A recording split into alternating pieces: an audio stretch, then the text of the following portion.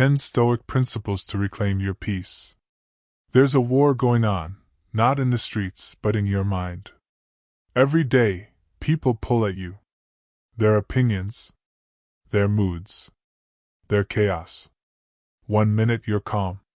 The next, you're anxious, angry, reactive. But here's the truth: no one gives you peace. And no one has the right to take it away, unless you hand it to them. The Stoics knew this. They lived in a world filled with corruption, betrayal, poverty, and pain. And yet they walked through it with a steady heart. How? Because they trained the one thing they could control: their inner world. As Marcus Aurelius wrote, "You have power over your mind, not outside events. Realize this, and you will find strength." This video isn't about suppressing emotions. It's about mastering them. It's not about pretending the world is perfect. It's about becoming strong enough to face it without losing yourself. You see, peace is not passive. Peace is not a gift from the world. Peace is a discipline, a choice, a path. And today, we're going to walk that path together. In this video, you'll discover 10 timeless Stoic principles. Each one forged in the fire of adversity, and each one designed to do one thing: protect your mind, shield your calm, and remind you that you are the gatekeeper of your own spirit. So if you've ever felt like people are draining your energy, if you've ever struggled to stay centered when others lose control, if you're tired of giving your power to those who haven't earned it, then this is your moment. Because peace isn't found in silence. It's built in storms. And every principle you're about to hear is a tool, a weapon, a shield. Not to escape the world, but to move through it, unshaken. Stay until the end. You'll not only hear the principles, but you'll learn how to embody them, use them, live them. This is more than a video. It's a guide. It's a reminder. And maybe, just maybe, it's the beginning of a whole new chapter. Let's begin. Principle 1. Control what you let in. Not everything deserves to enter your mind. Not every comment. Not every look. Not every silence. But most people leave their minds wide open, no filter, no boundary, no guard. And so anything gets in. An insult, a dismissive glance, a text that never came. You absorb it. You replay it. And slowly, you allow it to define how you feel, how you act, and how you see yourself. But here's what the Stoics knew. You are not responsible for what others throw at you. You are responsible for what you pick up and carry. Marcus Aurelius said, "If someone does wrong, the harm lies not in their action, but in your decision to see it as harm." You can't stop people from being thoughtless. But you can stop internalizing every careless word. You can stop letting external chaos dictate your internal climate. Imagine your mind as a home. You would never let just anyone walk through your front door, track dirt on the floor, and sit on your couch. So why let careless people rent space in your thoughts? Why let their temporary mood become your permanent burden? To live with inner peace, you must become the gatekeeper of your mind. This doesn't mean you block out the world. It means you filter what comes in. You observe more. Absorb less. You give permission to thoughts that serve you. And you let the rest pass by like clouds in the sky. Here's how it starts. 1. Notice what enters uninvited. Be aware of when your mood shifts. What triggered it? A comment online? A passive-aggressive message? Ask, did this really deserve space in my head? 2. Name the thought without attaching to it. Say, I see you, thought of self-doubt. I see you, urge to please. The moment you name it, you reduce its power. 3. Ask yourself, is this useful? Is it mine? Many thoughts we carry were planted by someone else's fear, insecurity, or projection. Let them go. 4. Choose your inputs wisely. What you consume, on social media, in conversation, through news, shapes your thoughts. Be ruthless about what you feed your mind. 5. Establish a morning ritual that strengthens your mental filter. Before letting the world in, sit with yourself. Read something timeless. Breathe. Write. Choose your first thoughts intentionally. Remember this.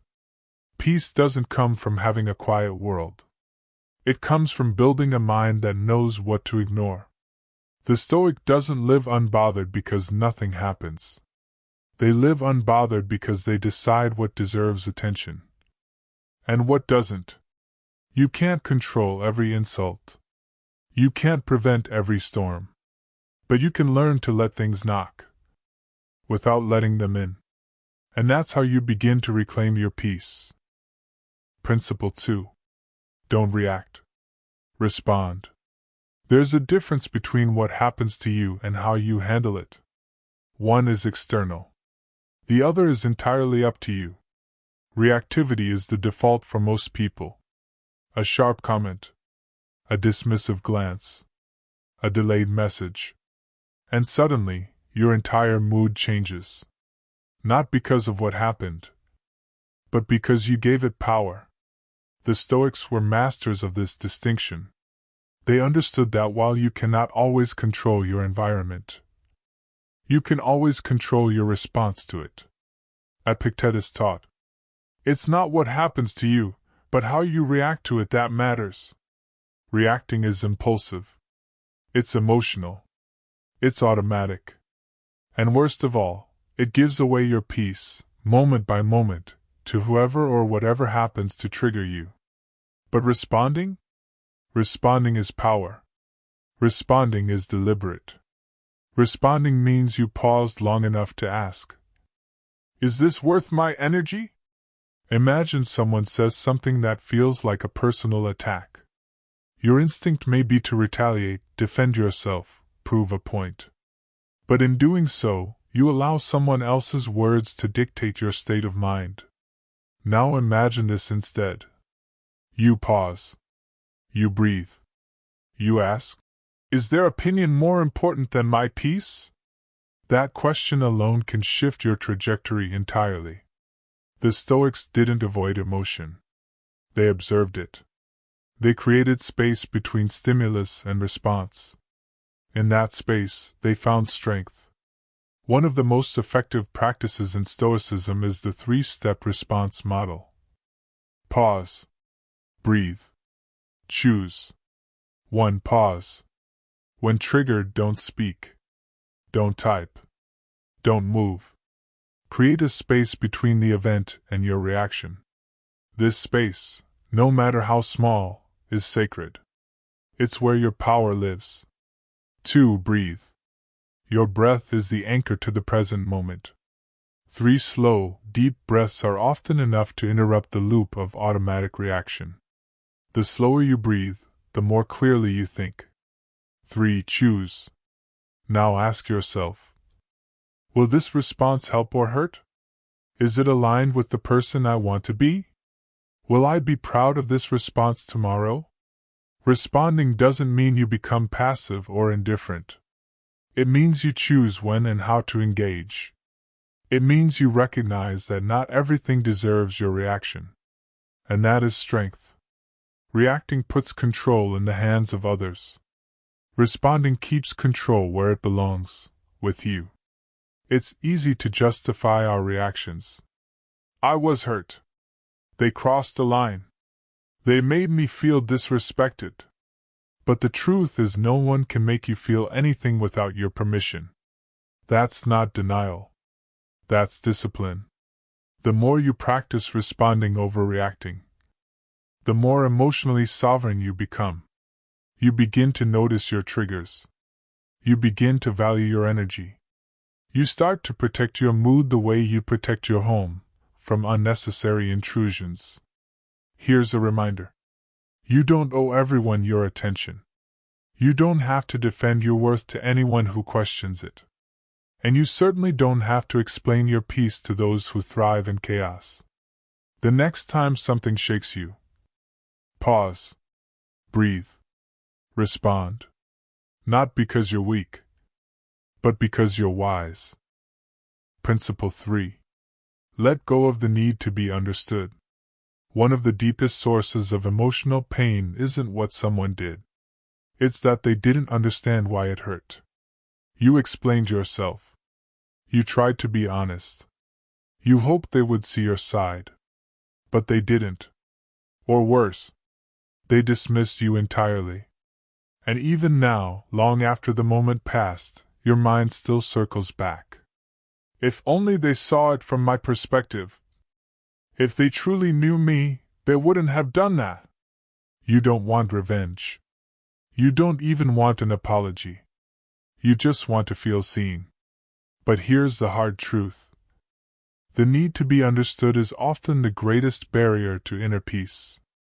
Because it places your healing in someone else's hands. The Stoics understood this human craving. They knew that clinging to validation, even from well-meaning people, was dangerous. Because the more your peace depends on being understood, the more fragile it becomes. Epictetus said, "If someone does wrong, it's because they believe it's right." That one sentence changes everything. The person who dismissed you, in their mind, they were justified. The person who misunderstood you, they weren't trying to betray you, they were acting on their own distorted perception. And you? You don't have to carry their blindness any longer. Letting go of the need to be understood means accepting that not everyone is capable of meeting you where you are. It means releasing the compulsion to explain, to justify, to convince. Not out of bitterness, but out of freedom. Because true strength is walking away from misunderstanding without trying to correct it. It's saying, "I know who I am. I don't need you to agree with me to be at peace." You'll never be able to control how someone else interprets your words, your silence, your choices. Some people will twist your honesty. Some will project their wounds onto your actions. Some will rewrite the narrative to protect their ego. Your task is not to fight that. Your task is to protect your energy and redirect your focus back to your own alignment. Here's how you begin. 1. Notice when you're arguing in your head. The mind loves to rehearse arguments that never happened, or redo conversations where we should have said more. When you catch yourself doing that, gently remind yourself, "This is costing me energy, not giving me clarity." 2. Practice silent self-validation. Write this down, speak it aloud, or meditate on it. I am not here to be understood by everyone. I am here to live in alignment with my values. 3. Let go of being the good one. You don't need to prove you had pure intentions. The need to be seen as right will make you chase people who already decided you're wrong. Stop performing for them. 4. Redefine peace. Peace isn't being fully understood. Peace is knowing yourself so well that misunderstanding doesn't shake you. This is what Stoicism teaches at its core. You are not responsible for other people's thoughts. You are only responsible for your integrity. If your words were honest, your actions kind, your intentions clear, then you have done enough. Don't let someone's inability to understand you convince you that you're unworthy of being known. Not everyone will understand your silence. Not everyone will accept your truth. Not everyone will recognize your growth. And that's okay. You are not here to be decoded like a puzzle. You are not here to be liked by everyone. You are here to live well, with or without the applause. So the next time your peace trembles because someone got you wrong, remind yourself, I know the truth. And that's enough. Let go of the need to be understood. And return to the freedom of simply being. Principle 4. Protect your mental real estate. Your mind is sacred ground. What you allow to live there grows. What you tolerate multiplies. What you rehearse becomes reality. Most people are meticulous about what they wear, what they eat, where they live, but careless about what they think. They let anyone in. Any opinion, any memory, any drama, any echo from the past. And then they wonder why they feel exhausted, unfocused, or emotionally unstable. The Stoics were fierce protectors of their internal world. Because they knew external events may be chaotic. But your mind? That's your domain. Marcus Aurelius wrote, "You have power over your mind, not outside events. Realize this, and you will find strength." But what most people don't realize is this. You're already paying rent for every thought you let linger. Every person who wronged you, insulted you, ignored you. If you keep thinking about them, they're occupying space in your head that could be used for purpose, peace, and growth. It's time to evict them. Not out of hatred. Out of clarity. Imagine your mind as a luxury apartment. Would you let someone who disrespected you waltz in, kick their shoes off, and stay for free? Of course not. So why let them live in your thoughts without boundaries? You must learn the mental discipline of closing doors that no longer serve you. Here's how. 1. Run a weekly mental audit. Ask yourself, what thoughts have been living in my head all week? Are they building me or breaking me? Who am I still giving energy to that I shouldn't? This simple reflection can show you where your focus has been hijacked. 2. Use the not today technique. When you catch your mind drifting toward a person or memory that drains you, gently but firmly say, "Not today." You're not suppressing. You're redirecting. And over time, your brain will learn where not to wander. 3. Reclaim your space with intention. Every time you evict a toxic thought, replace it with something worthy. Read something timeless. Write about what you've learned. Focus on your breath, your body, or a small act of creation. This is not about filling your mind with noise. It's about curating your mental environment. The Stoics practiced this daily. They understood that every thought tolerated is a seed. And unchecked, those seeds become stories. Stories that shape how you feel, what you believe, and who you become. Seneca wrote, "We suffer more in imagination than in reality." Why? Because we relive moments long after they've ended. We argue with people who are no longer in the room. We build mental shrines to pain that never needed to stay. But your peace depends on space. And your mind, like your home, needs order, care, and boundaries. You don't need to control what thoughts arrive. But you must control which ones stay. You have the right to be unavailable. To walk away mentally from people who don't value your attention. To choose what gets your emotional investment. And this choice isn't cold. It's courageous. It says, "My mind is not a dumping ground. It's a temple. And not everyone gets to worship here." The more selective you are with what you allow into your mind, the more peaceful, focused, and powerful you become. And that peace, earned through discipline, is a kind of strength no one can take. So today, take back your space. Close the door. Clear the clutter.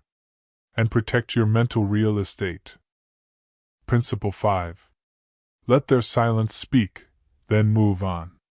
Sometimes, the loudest answer is silence. You reached out. You explained. You asked questions. And they gave you nothing. No reply. No closure. No acknowledgement. You wait. You overthink. You wonder if maybe they didn't see it, or needed more time, or misunderstood your tone. But deep down, you know the truth. Silence is a choice. And it speaks volumes. In the Stoic worldview, how others behave is never within your control.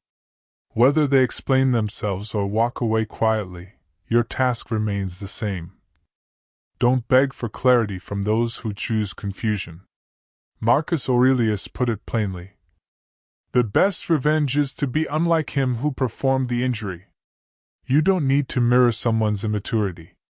You don't need to chase someone who chose absence over effort. You certainly don't need to interpret their silence forever. You only need to listen once, and move forward with grace. The temptation is real, to demand a resolution, to type one more message, to explain your side again. But every time you do, you delay your own healing. You stretch out pain that wants to leave. You keep knocking on a door that's already closed, quietly hoping it will reopen and validate your worth. But here's what the Stoic understands.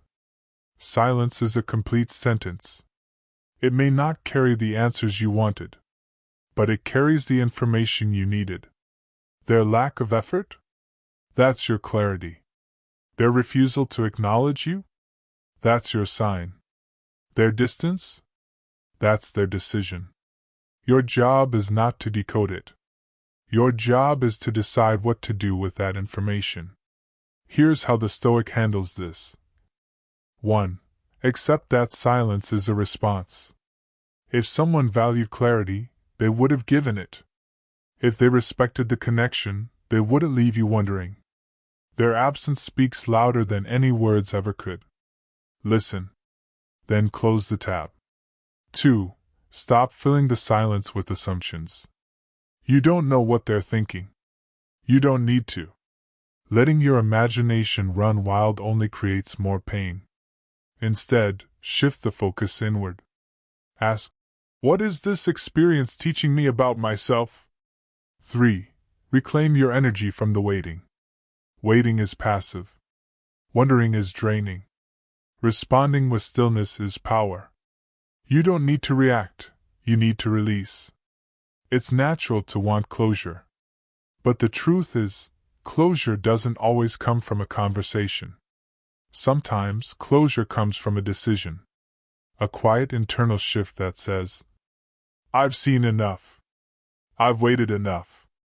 I've learned enough. And that's when peace begins. You'll feel the urge to reach out again. To clarify. To remind them you cared. But ask yourself honestly, are you seeking truth or comfort? Because silence is already the truth. And real comfort won't come from them. It will come from you reclaiming your own narrative. Let their silence speak. Then move on. Not with anger. Not with resentment. But with quiet confidence that says, I'm worth more than unanswered questions. The moment you stop chasing closure from others is the moment you begin giving closure to yourself. And no one can take that away from you. Principle 6. Detach without bitterness. Letting go is hard. But letting go while staying kind? That's another level of strength. Most people confuse detachment with coldness. They believe that if you stop caring, you must stop feeling. But that's not Stoicism. That's emotional avoidance. Stoic detachment isn't about shutting down.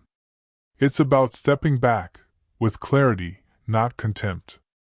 It's the quiet decision to stop leaking energy into a situation that no longer feeds your growth. You've tried. You gave. You showed up. And at some point you realized, this person, this dynamic, this version of the relationship, it no longer serves your well-being. And so you step away. But what if your mind whispers, if I let go, they'll think I never cared. If I stop trying, they'll win. If I move on peacefully, they'll never know how much it hurt. These are the hooks that keep you tied to suffering. Letting go doesn't mean it didn't matter. It means it doesn't control you anymore. And most importantly, you don't need to punish anyone to heal yourself. Epictetus wrote, when someone irritates you, it is not their actions that disturb you, but your judgment of them.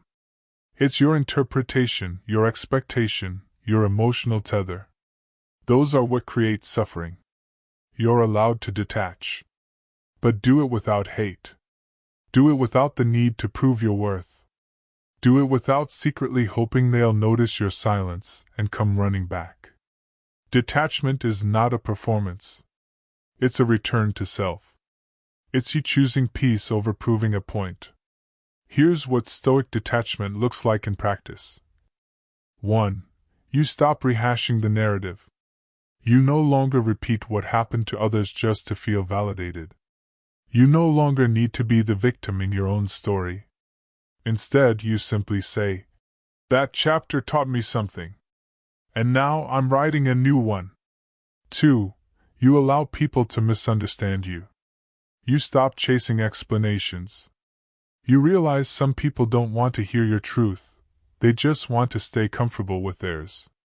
And that's okay. 3. You hold space for duality.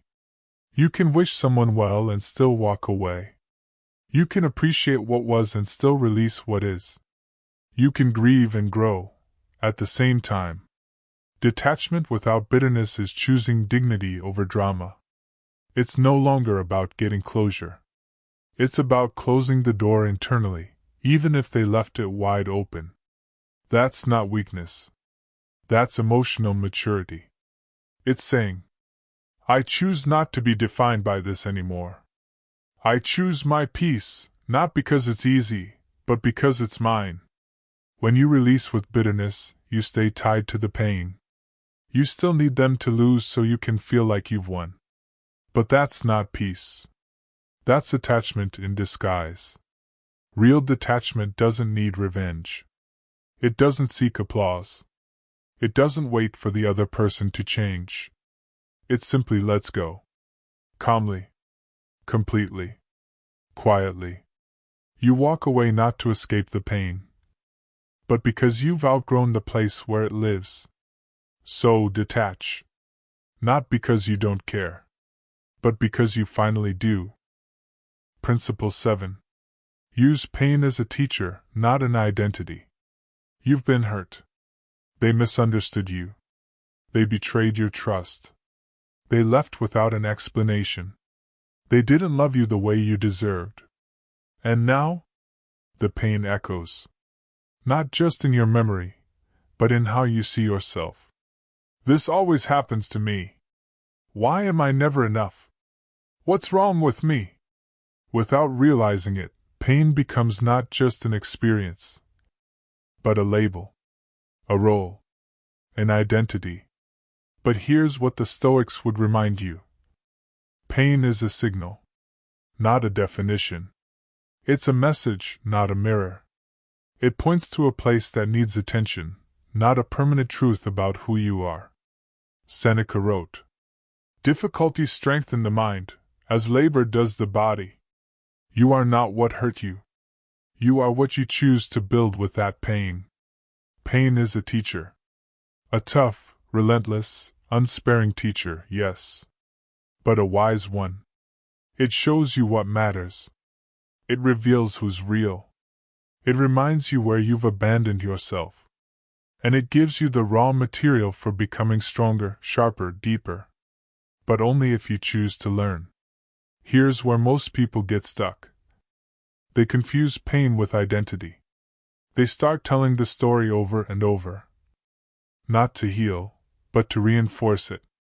This is who I am now. I'm the one who was left. I'm the one who's always overlooked. I'm the one who never gets chosen. But you're not. You are the one who lived through it. Who kept breathing. Who kept walking. And now you have a choice. Carry it as a wound, or shape it into wisdom. Here's how to do it the Stoic way. 1. Reframe your narrative. Replace, "Why did this happen to me?" with, "What did this experience reveal about me?" Ask, "What strength did I discover in myself through this? What boundaries did I learn to set? What red flags will I now honor?" You'll be surprised how pain, when viewed with perspective, becomes powerful insight. 2. Stop telling the same story to gain sympathy. You're allowed to speak your truth.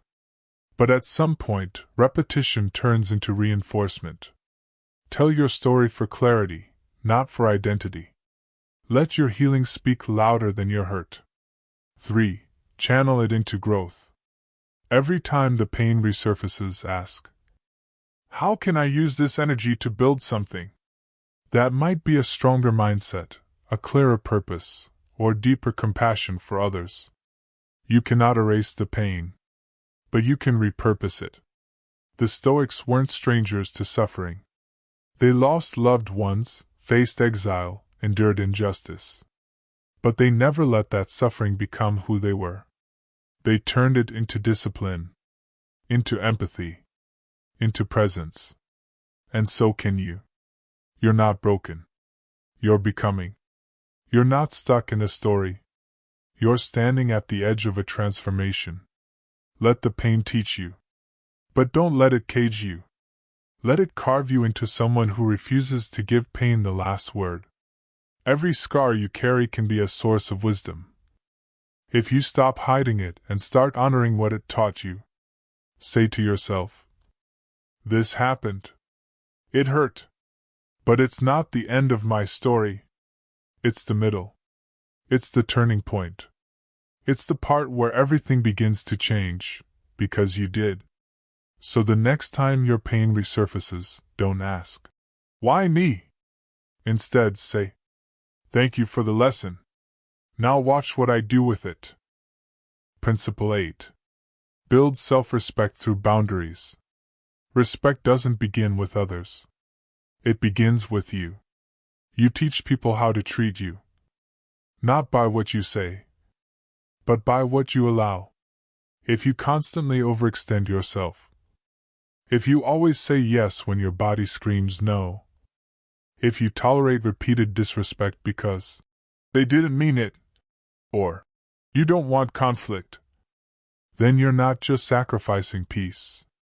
You're surrendering self-respect. The Stoics understood that freedom wasn't just external. True freedom meant not being ruled by others' approval, opinions, or demands. And one of the strongest expressions of that freedom? Boundaries. A boundary is not a wall. It's not coldness. It's not punishment. It's clarity. It's you saying, this is where I end and you begin. This is what I will allow. And this is what I will not. Epictetus said, a ship should not ride on a single anchor, nor life on a single hope. If your peace depends on keeping everyone happy, you're anchored to chaos. Building self-respect means realizing you don't have to be accessible to everyone all the time. You don't have to explain your limits. You don't owe unlimited access to people just because you once gave it. Boundaries are a quiet, powerful way of saying, I love myself enough not to betray my own well-being for your comfort. Here's how to begin. 1. Recognize where you're abandoning yourself. Every time you say yes to something that drains you. Every time you bite your tongue to avoid awkwardness. Every time you let a pattern repeat. Just one more time. You chip away at self-trust. Ask yourself, where in my life am I more loyal to their comfort than my peace? 2. Practice the calm no. You don't need to defend your limits with anger. You don't need to justify them with over-explaining. Simply say, I'm not available for that. I appreciate the offer, but I'm going to pass. This doesn't align with where I am right now. Say it kindly. Say it clearly. Say it once. And remember, silence is a complete sentence too. 3. Stop fearing the loss. When you begin to enforce boundaries, some people will fall away. Let them. Because the ones who love you for who you truly are, not for what you give or tolerate, will stay. You are not here to be liked by everyone. You are here to live in alignment. Building self-respect is not about becoming rigid. It's about becoming rooted. Rooted in your values. Rooted in your truth. Rooted in your self-worth. The Stoic doesn't seek control over others. They master themselves. And from that mastery, they create space, space that protects what is sacred within. When you respect your energy, others begin to do the same. When you say no without guilt, your yes becomes more meaningful. And when you hold your boundaries quietly, you stop needing to prove your strength loudly. Self-respect isn't loud. It doesn't perform. It doesn't beg. It simply is. It's in how you carry yourself. It's in what you no longer chase. It's in the peace you feel when your life is finally aligned with your truth. You don't need to fix anyone. You don't need to keep proving your love by shrinking yourself. All you need is one quiet, unshakable promise to yourself. I will not betray myself for belonging. And if someone walks away because of that, let them go. That's not a loss. That's a realignment. Because when your boundaries protect your self-respect, what stays in your life will be built on truth, not sacrifice. Principle 9. Focus on what you're becoming, not what you lost. Loss has a strange way of defining us. Not just because something ended, but because our minds get stuck in that ending. We replay the goodbye. We analyze what we could have done differently. We mourn not only what was, but what could have been. But here's what most people miss. It's not the loss that traps you.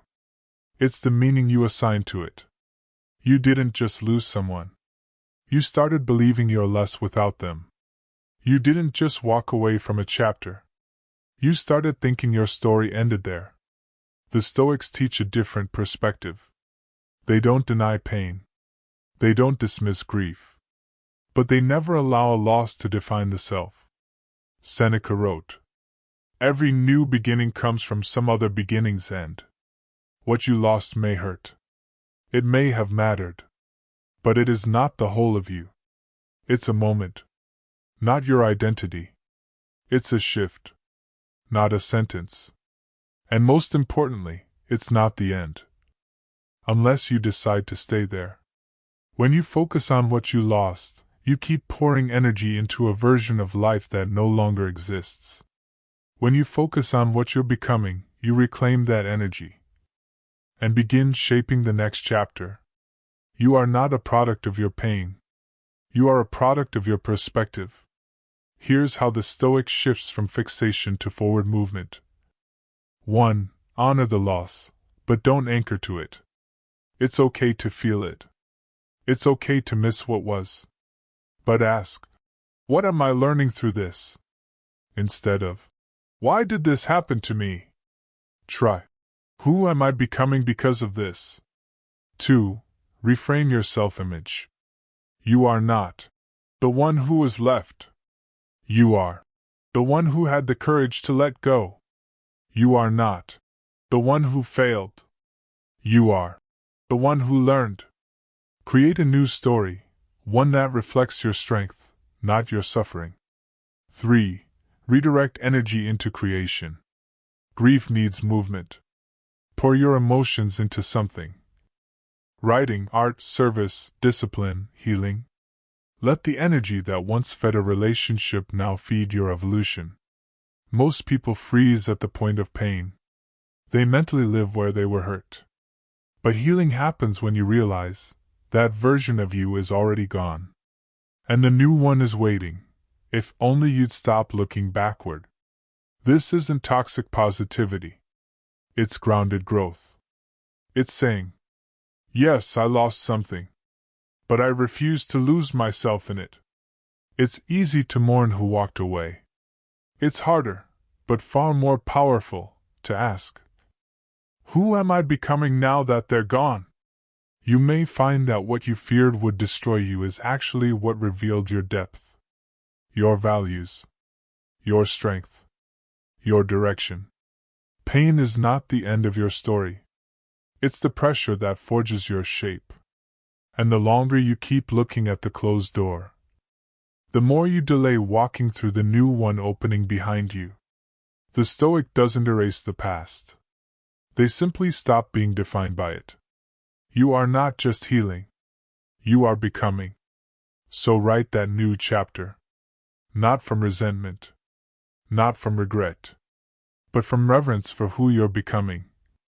Day by day, choice by choice, breath by breath. Turn your gaze forward. The person you lost is gone. But you are still here. And there's still so much left for you to become. Principle 10. Turn pain into peace by returning to yourself. There's a moment after the chaos. After the heartbreak. After the disappointment. When the noise finally dies down. But instead of peace, there's something else. Emptiness. Silence. Space. And that space feels strange. Because for so long, your attention has been outward. Focused on them, on what they did, on what went wrong. Now there's no one to argue with. No apology to wait for. No story left to edit. Just you. And this is where real healing begins. Not when the other person finally understands you. Not when you get closure. But when you return to yourself. Marcus Aurelius said, "Nowhere can man find a quieter or more untroubled retreat than in his own soul." The Stoics believe the mind is a fortress, a sanctuary. But most of us leave the gates open. We let in every insult, every disappointment, every person who walked away. And then we wonder why we feel invaded. The path to peace is not about controlling everything around you. It's about returning inward. It's about reminding yourself who you are when no one is watching. When no one is validating, responding, or explaining. You are not broken. You are simply distant from yourself. To return is to reclaim. It's the decision to stop chasing people who left and start listening to the person who stayed, you. Here's how you begin. 1. Create quiet space. Not scrolling. Not numbing. Just silence. Let your mind breathe without distraction. That discomfort you feel? It's not loneliness. It's reconnection. 2. Rebuild your relationship with solitude. Solitude is not punishment. It's presence without performance. It's where you remember who you are when no one else is influencing the narrative. In solitude, ask, what do I actually value? What drains me? What am I pretending not to know? 3. Reaffirm your sovereignty.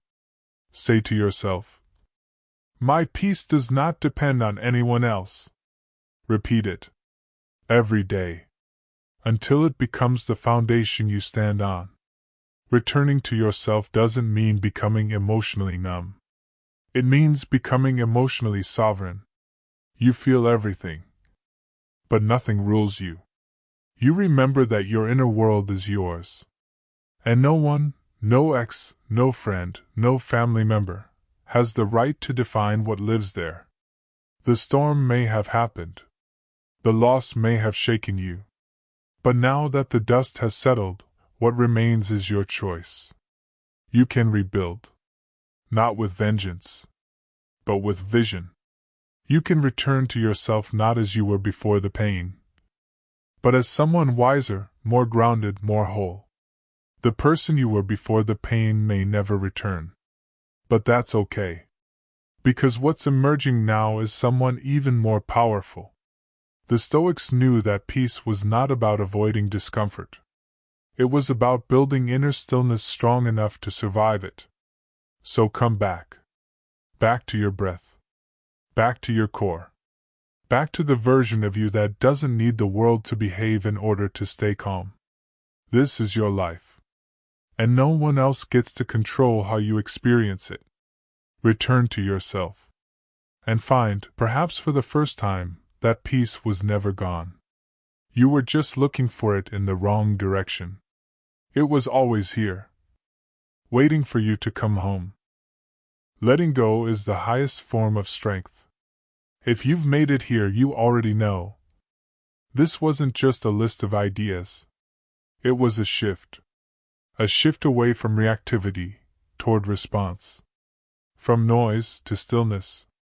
From being ruled by the world, to reclaiming your role in it. You've walked through 10 Stoic lessons. You've learned to focus on what you can control. To accept what is, instead of resisting it. To live present, even when the world pulls you away. To meet hardship with resilience, not resentment. To choose your response with intention, not impulse. To desire less and live more. To lead with virtue instead of ego. To let go, love deeply, and still know that nothing lasts. To wake up to gratitude. And to grow, not once, but always. These are not concepts to admire. They're practices to return to. Over and over. Especially when things get loud again. Because they will. You will be triggered. You will be tested. You'll want to react. You'll want to go back to what's familiar, even if it never served you. But now you know. There's another way. A quieter way. A way of clarity, discipline, and depth. And if you forget, that's okay. The Stoic doesn't aim to be perfect. They aim to return. To come back to presence. To their principles. To their center. That's all you have to do, return. So if this series gave you even one moment of clarity, one breath of calm, or one tool to hold on to, like this video to let the algorithm know that content like this matters. Subscribe to True Stoic Mindset for more content that trains your emotional clarity, resilience, and self-command. The full playlist is linked and pinned in the description. Revisit it anytime. Reflect slowly. Grow deeply. Leave a comment below. Which Stoic principle hit you the hardest, and why? Your insight might help someone else return to themselves too. You don't need to conquer the world. You just need to stop letting it conquer you. And that journey? It begins here. With you. With a breath. With a choice. One habit at a time. One response at a time. One day at a time. This is how Stoics rise.